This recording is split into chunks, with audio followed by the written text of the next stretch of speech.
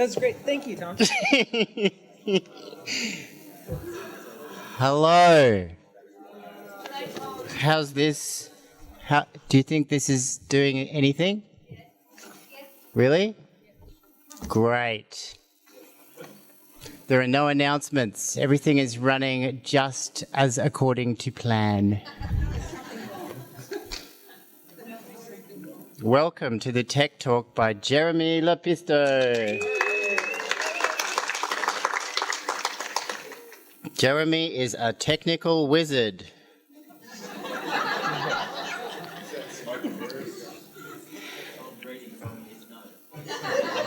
Just read it how I wrote it. Yeah, I like to read. I think it is very generous of Jeremy to share some of the processes he uses to achieve evocative imagery in glass. I hope you're going to do that. Okay, now I will. I got to change that. Jeremy received his BFA in Glass and Metals from Alfred University in 1997, then worked extensively and eagerly at the Bullseye Glass Factory in both glass production and research and education department for many years. That's two different departments. I didn't read that very well. But anyway, glass production and research and education department for many years. Many. That is mind-blowingly interesting, challenging and satisfying work. Hair blowing. Yeah, and so one of the things that he did, which I thought was very exciting, was assisting many eminent artists to find technical solutions and create great glass objects. I get the feeling that Jeremy loves a problem and adores a solution. In 2001, he co-founded a custom kiln forming fabrication studio in Portland, Oregon, with his Australian wife and partner, Mel George. Yay. Studio Ramp translated artists and architects' designs into glass from concept to completion. In 2009, Jeremy and Mel relocated to Queanbeyan and recently acquired a space to build a new studio to continue making work for themselves and others. Jeremy is currently a PhD candidate in sculpture at ANU. He makes smart and beautiful work. I like him. Please enjoy this presentation. Over to you, Jeremy. Go get him, tiger. Thanks, Tom. I don't know if I can follow that. Can you hear me okay? All right. Well, first and foremost, I'd like to thank Ausglass and the whole Adelaide crew for letting me come here today, and also to say Happy Valentine's Day to all of you. I know you're here with the ones you want to be with, and that's me, I guess. So I've scripted this talk to try and stay on topic and on time. Dan Clayman uses me as an example when he teaches how to mix his materials, where he says you should mix it by weight and not by volume, because I talk a lot. So please hold any questions or comments or complaints until the end. It'd be great. I'd like to discuss my basic approach to making artwork, both aesthetically and pragmatically. In respect to both of these pursuits, my artworks are made and divided into various series of works. With each new series, I begin by establishing an underlying idea, as kind of stated here with each one of these, that I'd like to explore. I then define and determine the general method of making that I'll use to create the sculptural works. I believe this structure is pretty similar to most people's approach to making. My hope in doing this is so that when I am making, I'm more focused with the aspects of the piece's concept rather than issues of its construction.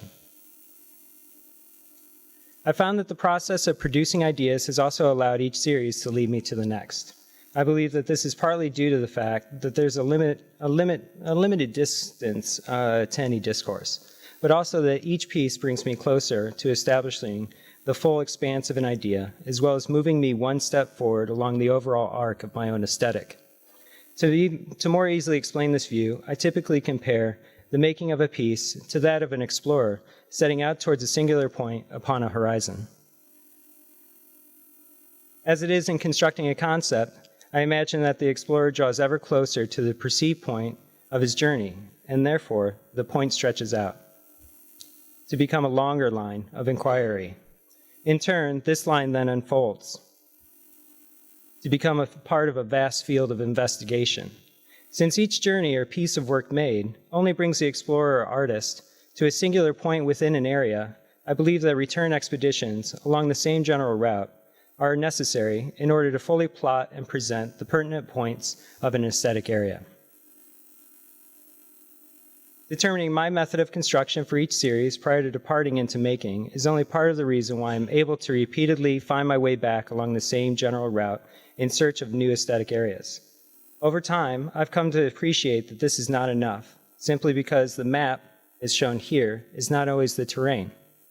So that with each return trip towards an idea, I continue to take notes, to record the minute details, chart the changes in the linear path over the given landscape, and also determine the availability of shorter routes or the presence of precarious paths. This is done in order to, well, next time, arrive more efficiently to the desired area determined by my aesthetic. With this said, I found that even with this combination of ample foresight and focused attention, that hindsight has become a crucial component in terms of guiding me into new areas of discovery and past most of the pragmatic problems of production. I readily admit that the pragmatic problems that I've encountered, or rather made for myself, have been, at times, both an obstacle in terms of staying on target towards my desired destination, as well as an opportunity in requiring me to map a wider range of possible paths towards the creation of a seemingly similar structure. The duality of this effort has developed my belief that planning and preparation can only go so far, in that they are based on preconceived perceptions of a process or a past trajectory and conditions. I've been made now a firm believer, after many years of kiln-form voyages with varied success and resulting in a greater sense of humility, that taking a good honest look back is oftentimes the best means of seeing a way forward. This integration of hindsight into my making has improved and continues to develop three major areas of my practice. The first is my appreciation of glass's vast ability and worth as a material.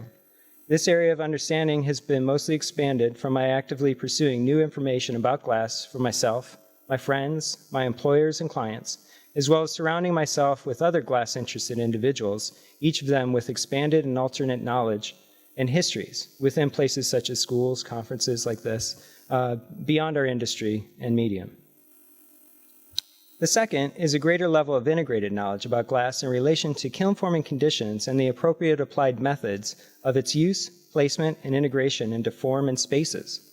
I can say that this endeavor has been mostly earned from my time working for others, in the fact that by working for them, that they push me beyond my boundaries of my own individual desire or aesthetic. Usually artists have a tendency to set a path, deal with these issues that they come up with, but never get pushed beyond their own understanding. I'm constantly getting asked to do things I don't want to do and probably shouldn't do in the first place. So these enforced engagements encourage me to deliver destinations that I never would have bothered to attempt or arrive to on my own.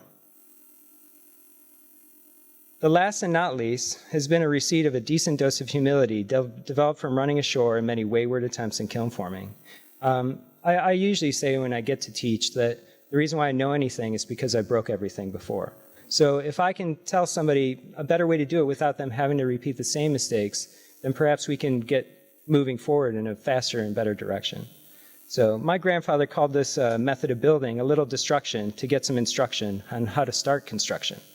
I've heard it called learning to burn or burning to learn, and now I just call it part of the process and believe that's why I know and am forced now to really remember, because you've been burned by it, the specific range of things that I've been fortunate to find out.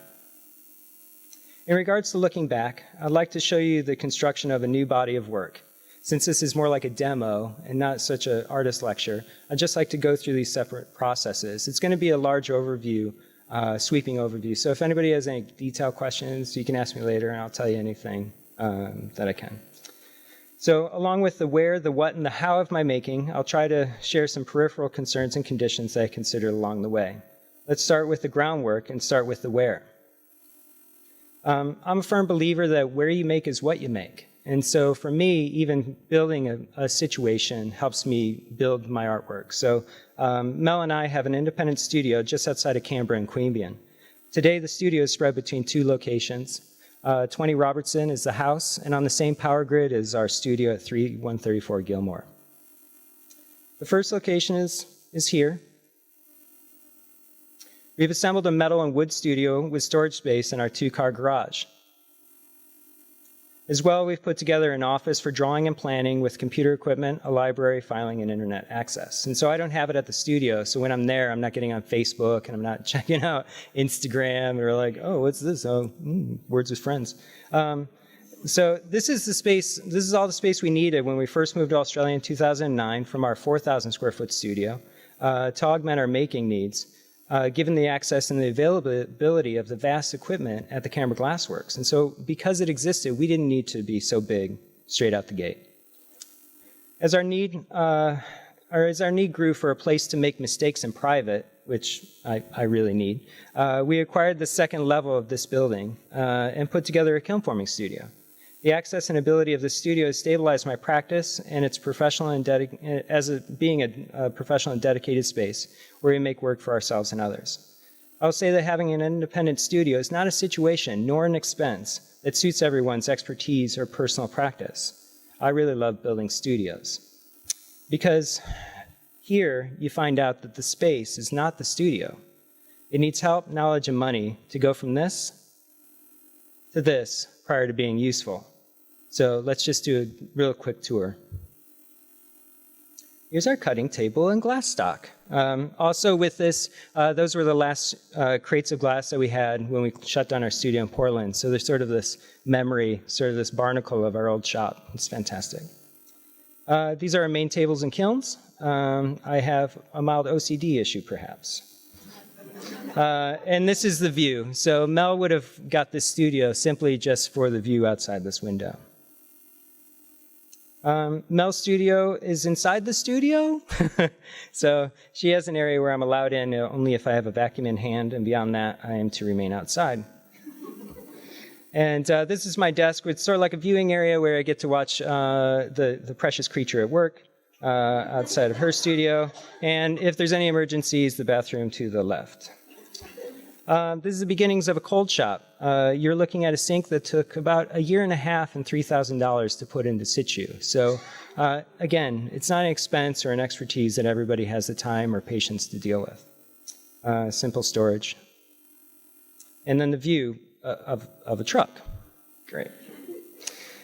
Okay, so now that we built the studio, that's the first step in kiln forming. Let's introduce the basic ideas for this new little series I call the Coordinate Series. Now, I picked this series because it's fresh, it's new, it combines a few tiny little things. Also, they're really small pieces. And what I've kind of described them as is the black hole of effort. So let's just go through some backstory. The idea for this series was inspired by René Descartes' Cartesian coordinates. These coordinates are used in geometry and algebra to map the outline of shapes by identifying the intersecting points of their contours along x, y, and z points of space. I wanted to make small glassworks that utilize this idea of the coordinates to build some forms that present the space and place and depth and duration of a moment. Sounds easy enough, but selecting an exact sculptural glass form to represent the idea was not as clear-cut. So for me, I'll go through the list and I'll check with Mel and I'll talk to my other friends and do drawings and little things. So to find out whether I'm able to present the influence, whether or not the making time of the design is reasonable, the best yield of the raw dimensions of the available glass stock and available equipment, given the expense of the material and the equipment, the final weight and presence of the pieces, the achievable success of techniques. So usually I'm building on previous successes to gain new ground, as well as the amount of risk with unknown variables. So I always want to push the envelope, but I'm not looking to create new stationery. If that makes any sense. Probably doesn't, but it sounded good. Through writing, drawing, model making, these glass sample constructions, I finally decided to construct the concept as a solid cube of glass. So each cube was designed to be made up of 3 separately fused and then adhered blocks. I've done blocks like this where they've been fused and then fused together, but when you fuse different glass blocks of different densities or sizes, then they'll push or shift the walls, and I wanted the walls to be very crisp. So I encouraged cohesion to fuse the blocks, cold work them down, and then I'm going to use adhesion to adhere them together.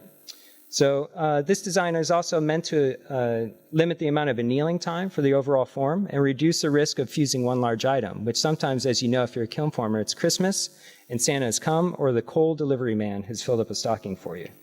So as far as referring to planes of space, the blocks would hold an image of a horizontal space, which would be an X. The second would display a vertical place, which would be the Y, and the third would contain an image depicting a moment that gives you a portion of time or depth. I also hope that the positioning of these blocks, the imagery, as well as the series title would help tie the initial concept to the constructed cube. That sounds like a lot. Here are the 3 views of one finished work from the coordinate series called Before the Rise. From left to right, you can see the vertical image of the Telstra Tower in Canberra, a horizontal image of an area in Canberra where the tower is located, as well as the range of travel of the hot air balloon shown on the right as it's being inflated for flight. My hope is that these minute monuments of a moment would each have the potential to be significant as they chart one moment that may help map the meaning of a life or connect the common coordinates of a singular or shared experience. With this form and the idea as the desired destination, I'd like to show you the path of production. All of my pieces usually start out at home, where I illustrate the imagery to be used within the pieces. Since these drawings were to be of particular places, I was kind of forced to use a library of personal photos to help frame the creation of the hand-drawn imagery, which I usually just doodle some imagery out until it looks good, to use in the pieces. The thinnest lines of each drawing, if you've done the resist process, which is where this is leading, could only be 0.5 millimeter wide as a drawn line so that they would hold up through the entirety of the transfer process from drawing to fusing. Once drawn, the images were scanned into Photoshop to clean them up and very then densely inkjet print them out onto transparencies. The transparencies are then brought to the studio to be triple checked against the final form, because sometimes when you print it out, especially with A4 this and A4 crop that and fine art A4 that, they change and shift proportions. So I wanted to make sure they were the right size. And then used to produce the photoresist film for sandblasting. At our little studio, I use a electrolyte UV exposure unit to expose the photoresist material, and typically use a 3 MIL R3 self-adhesive photoresist film. I know they make thicker films like the 5, but they have the same adhesive quality. And so if you're blasting any sort of line of depth, what I find is that the 5 mil, the adhesive gives up the ghost before you actually blast through the larger material. So the 3 mil is much more economical. The setup is small and done in our tiny washroom. I also now use an LED light bulb in the room so I don't have to expose in the dark, since it doesn't really give you off the sort of light register that would expose the film. This is highly technical, the sink. Just outside is our studio sink where I can wash out the film. With the use of some creative window covering, the washout can be done any time or time of day and year. We also built our sink to have hot water and high pressure sprayer so that the setup and washing out of the film can be done fast and easy. It's the first time Mel and I have had hot water in a studio ever. Even when we were at Bullseye and R&E, it was a bucket brigade. So this is quite a decadent thing. It's lovely. After the washout, the exposed films are hung by magnets on a nearby cabinet to dry, and while that's going on, the glass can be cut. So this is our glass cutting area at the studio with a table and a sheet of the 3 millimeter Bullseye Tecta, that's the 24 by 48 inch size. Each of these blocks will consume 1.5 of those sheets. And so I also, in my math, I'm thinking about how much the glass stock yield is and how many cuts I can get out of it and how I can design that out. So with a cut list plotted out, it sounded like I did a lot of math, but it doesn't look so beautiful on the lower right. I start to cut the pieces. So this includes the glass pieces for the pre-fired imagery as well as the pieces that will be used as stock clear glass in the thick blocks.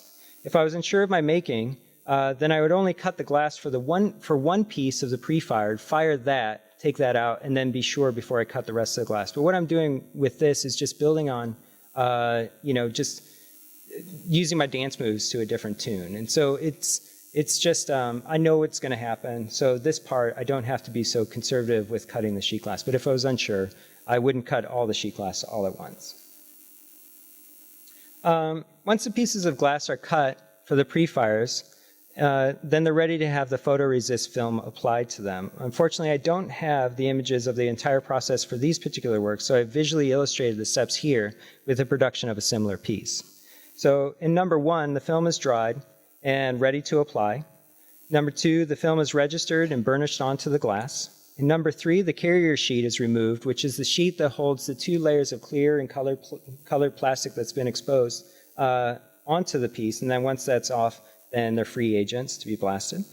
In number 4, the exposed area of glass surfaces are marked off. And this is also important because certain tapes don't hold up to sandblasting processes. So you just have to watch which tape that is. And then the glass is sandblasted in number 5.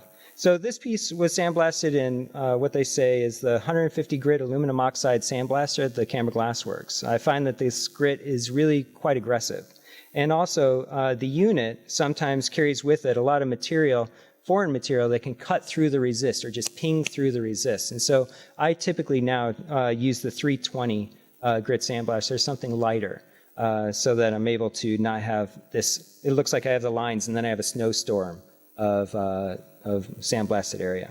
So what you're looking for is a line where you can catch your fingernail on it. And so that's why the drawn line has to be a certain width. So when you blast down, it gives you a certain valley that's deep enough for me to then put paint into later on. So if it's too thin, I will blast a line on, but it's not deep enough to hold any paint. So it's always this sort of measurement a few steps back. So in number 6, the resist is removed underwater. Its adhesive is water soluble. The glass is dried and clean. And then a high fire enamel is wiped into the grooves with a flat spatula. And the excess is wiped off and buffered clean like an etching plate for printmaking. The grayscale and tone are then painted onto the image over a light table. The backlighting of a light table will illuminate the opacity of the ink and the detail of the enamel, so you'll see what it'll look like once it's fired. If you're just working from light from behind, the refracted light is not very truthful. And then in number 9, the glass is fired in a kiln. Here are the pre-fired paint pieces directly out of the kiln, as well as the firing schedule that I use. So with this, 170C up to 740 for 10 minutes, or in Fahrenheit if you rather.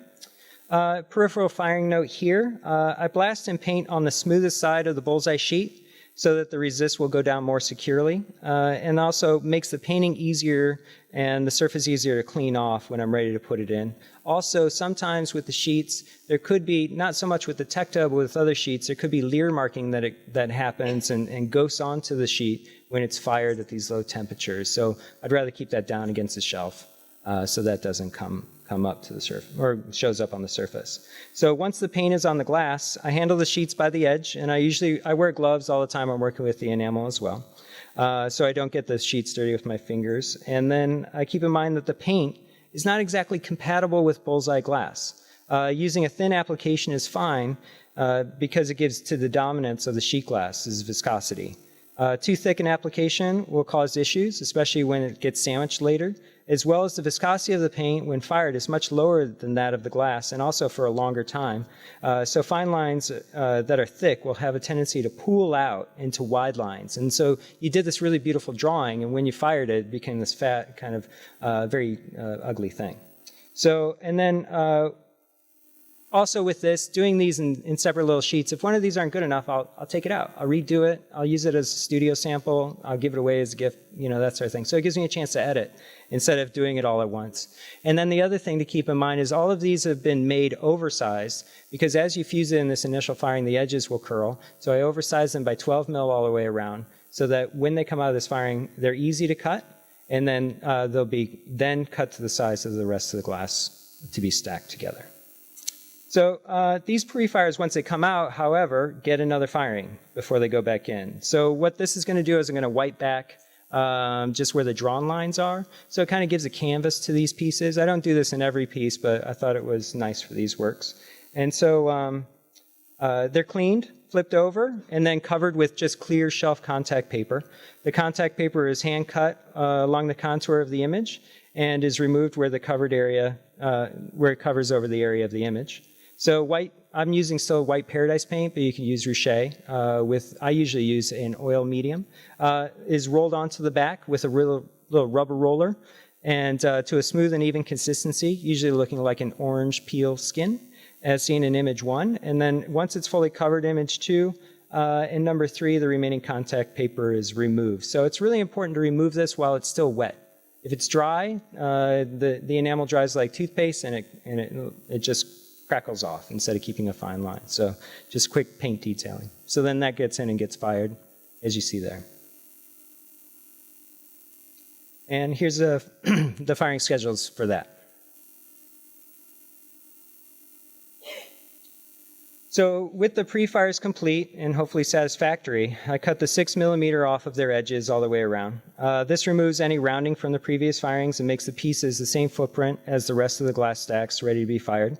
I also source damming material, and also then I shelf prime them. I don't use a lot of fiber paper. It's just an added cost for me. Also, if your studio isn't set up with a HEPA vacuum or some sort of wet cleanup, it's not an ideal thing to have in your studio. Shelf primer seems to be quite fantastic.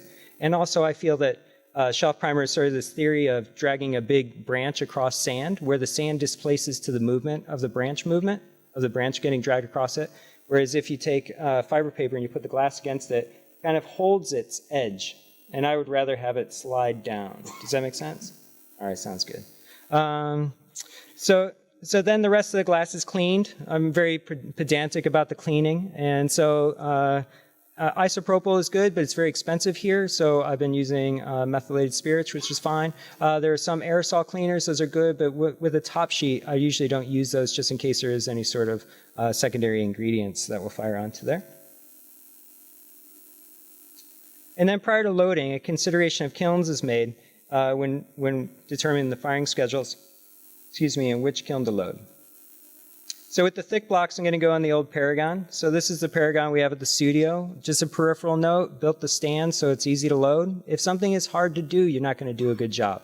Also, this little unit houses all the dams and bricks that you need to use for the kiln. So it's all one sort of independent station.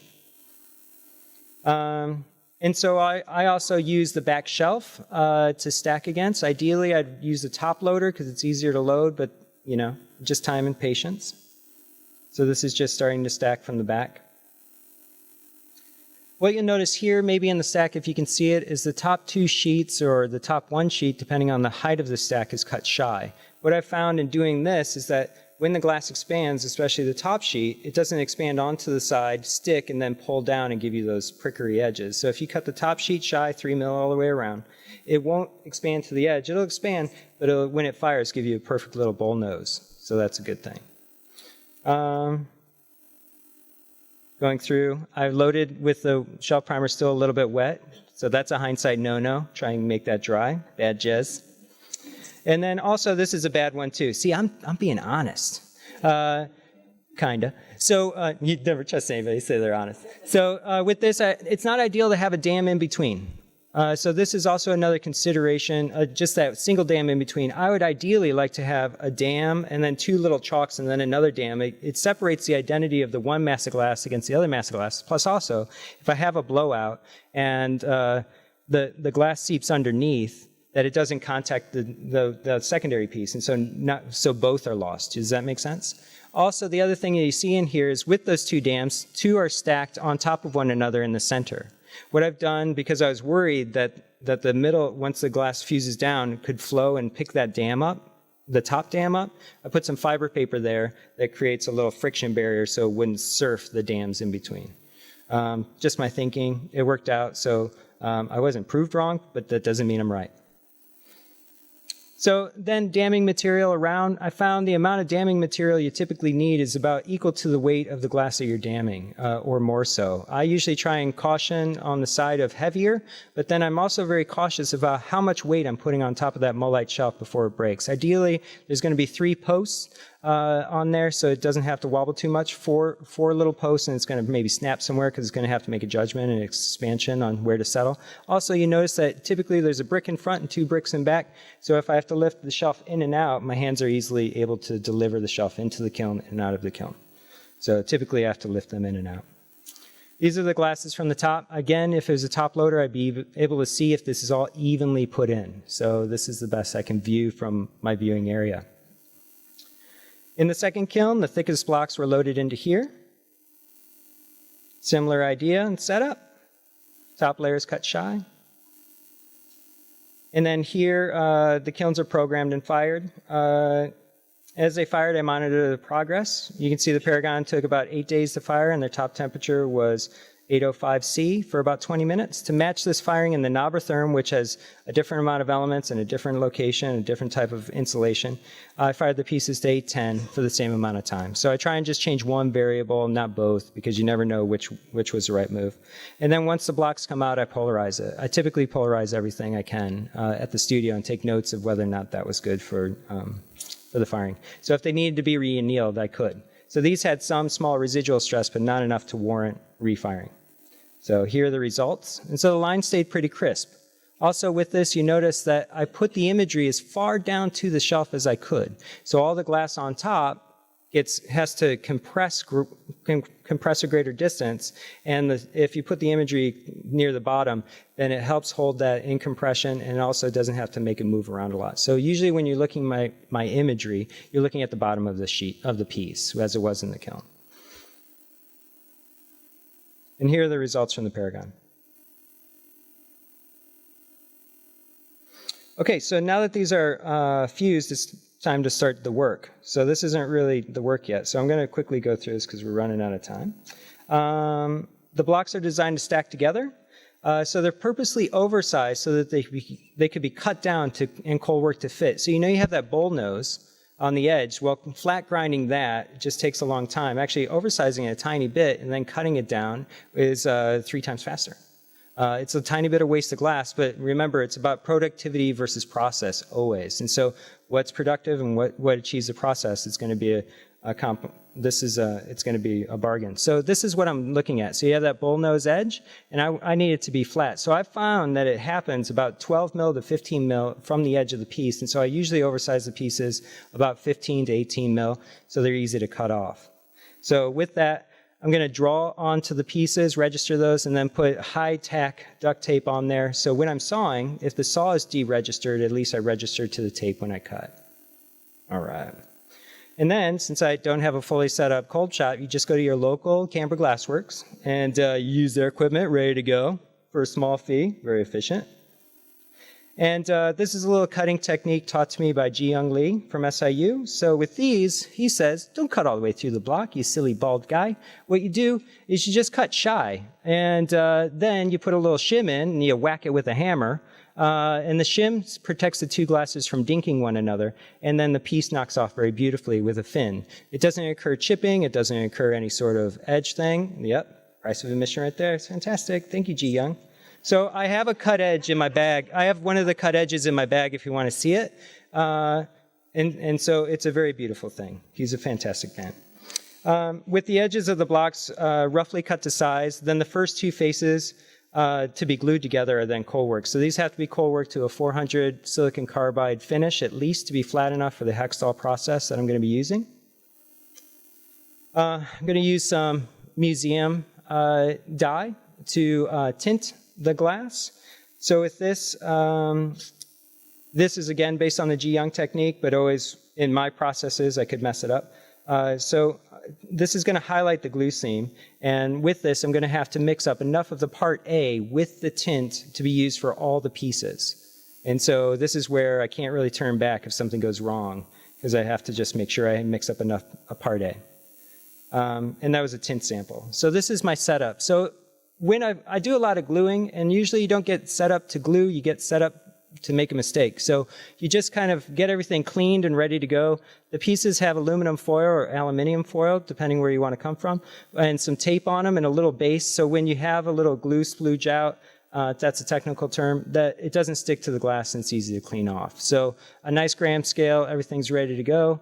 this really high-tech heater cabinet unit built out of some foam, a little thermometer, or a little thermometer, and a little heat lamp that I adjusted the baffles so it'd stay around 38 degrees Celsius its entirety. So you preheat the blocks and you preheat the glue, and then you're able to glue the pieces onto there, and then you put it back in the heat, and that expedites the cure. So in about 2 days, you're ready to cold work. In about a week, it's at its full cure potential, but you're able to keep moving on. With these as well, the initial glue seam, since the two masses of glass are different masses than the next glue joint, I weighted it down so it's an approximate square footage of pressure on the glue seam, so that one glue joint wasn't, because I'm not using any shims to stop the seam, because I want to use cold work all that glass. So I want to make sure that little piece of glass is squished down the same amount that when I do the next one, that they have the same pressure on the seam that gives me the same tint or look. I don't know if that makes sense. It made sense to me. Again, because I said it and it worked doesn't mean it's right, that sort of thing. So here's the thing though. Now you wait. And this is frustrating because you wonder if the glue is still good. You know, maybe you kept it in bad condition. Was the tint too much? You know, was your sample faulty? And then also, is there going to be a residual stress in the annealing, or, you know, have you prepped the other pieces? Did you glue the right thing on the right thing? Because remember, you covered that one thing up and you didn't really look at it. Did you mark that? I don't know. Who's this guy? Who do you work for? So I always talk about, and I'll just say this quickly because I always bring it up, is there's that Homer in Simpsons where Homer's got a mayonnaise jar and he dumps some vodka in it and he mixes it up, and Marge is like, what is that? And he's like, this is a problem for future Homer. And so I think about that a lot, where, you know, what I'm going to do is something I did to myself the previous day. So I'm always looking out for future Jez. But now I've also become an appreciator of what past Jez has done. And so I'm worried now I'm getting dumber, because I'm like, wow, he thought of that.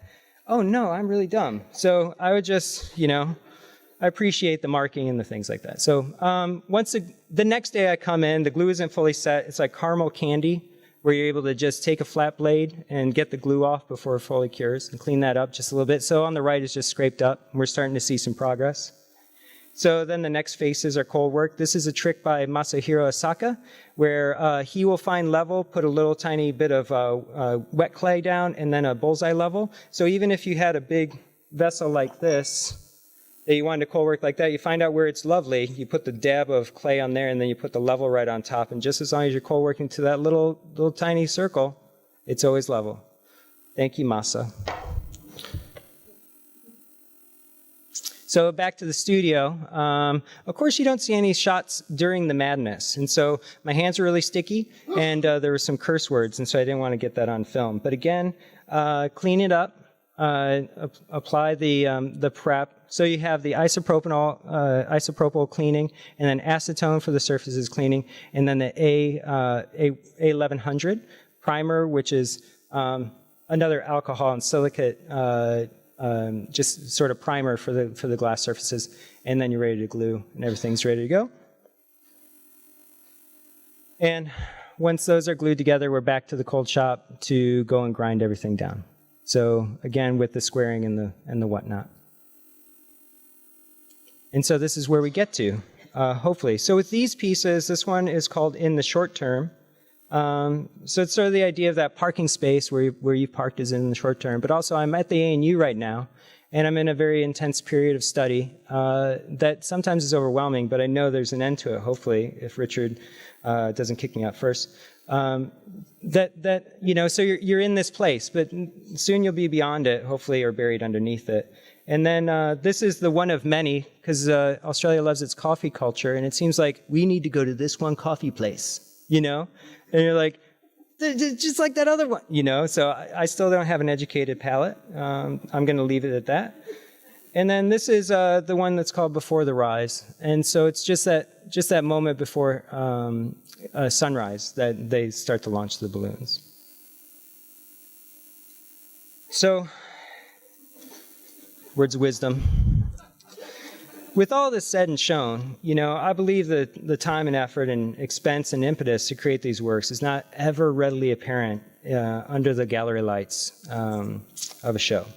So I'm certain this sentiment is really similar for all of you, and I appreciate your struggles. So for me, it's not sad because I really enjoy the production towards each horizon, and towards each illuminating next move. So luckily, with each one, I found that there's the next one just beyond it. So thank you.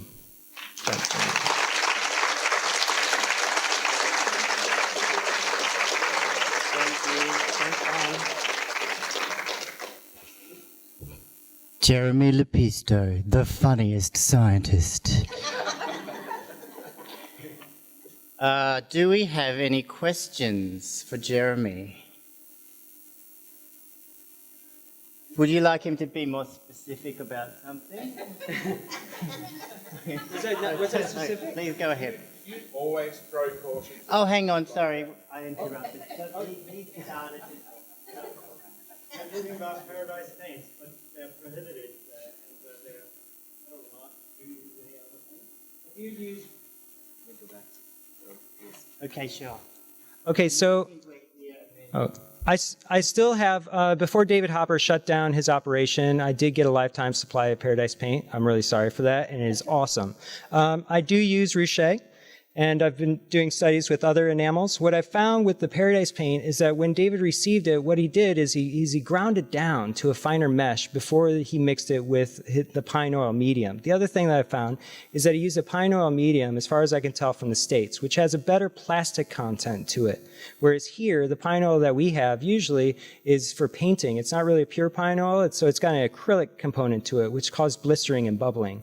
So I'm still trying to work out the best medium. So I usually use an oil-based medium. I just find it, the way I work, it's much easier.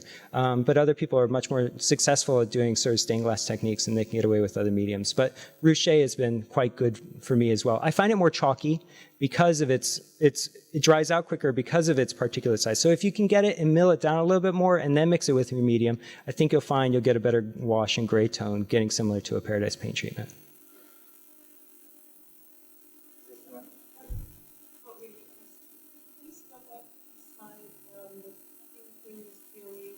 Yeah? Oh, we've got a sample of that in the bag. Oh, it's in my bag. What do you want to know? Oh, you can email me and I can send it to you if you like. But this is just really quick, because I know you're going to have. And I also have samples of I do my imaging and stuff. You don't really get to put your fingers inside the glass.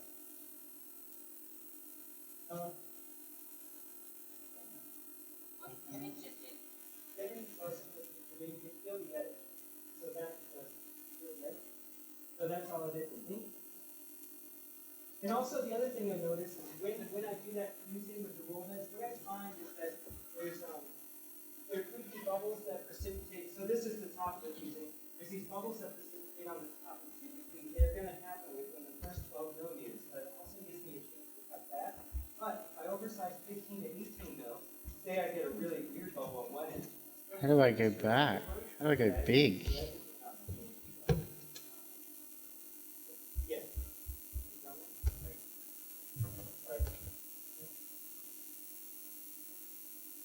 Oh my God.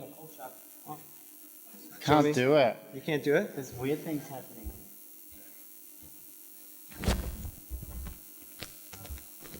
Do you have another question?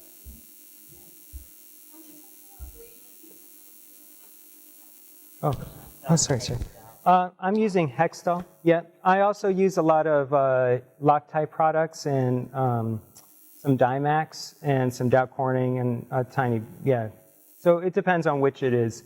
For this, for the clarity and mixing with the museum grade pigment, it gives us a stronger adhesion bond than what I was looking for with the other pieces. So if you were to use an E30Cl Loctite, it will glue it, but sometimes you get delamination because the cure rate is too fast. Do you ever use the X? Hang on a minute. Oh, you get a mic. I got a mic. Do you ever use the X, the short Hextol? With a higher capillary action? You've got to be there. The newer? Oh, I think I got this. Oh, cool. I haven't used that yet. The 24-hour cure one. Oh, no, I haven't. You haven't used that? No, I think this is cured well enough for me, especially if you build a heat cabinet. Yeah. And also with that, I found online that you can get, here in Australia, I know they're in the States, but I couldn't find them in a hardware store, a little tiny thermostat, plug-in thermostat. So if you have your outlet, and then you have this plug-in thermostat that you plug a heater into, it will turn the heater off there. So you could plug in a little heat lamp into that just as long as it's in the area with it and turn it off and on. And so you really remain at that temperature. But I haven't. I do use a lot of better capillary, lower viscosity glues for chips and things, UV style. Okay, thanks. Okay, thanks. Thank you. So please thank Jeremy. I need a program. What's next? Okay, there's a prize for whoever can tell me what's next. Jess! No, no, no, no. Okay, good. We have China session number 1.